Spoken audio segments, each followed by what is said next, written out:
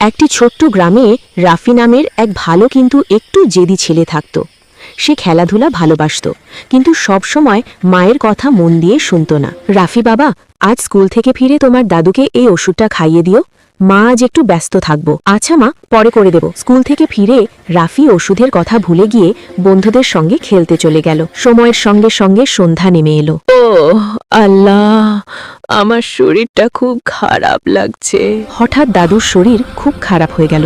সবাই ভয়ে দৌড়াদৌড়ি শুরু করলো। দাদু দাদু, এটা আমার দোষ, আমি মায়ের কথা শুনিনি। বাবা, ভুল মানুষ করে, কিন্তু শিক্ষা নিলে জীবন বদলে যায়। রাফির চোখ দিয়ে অশ্রু ঝরতে লাগলো।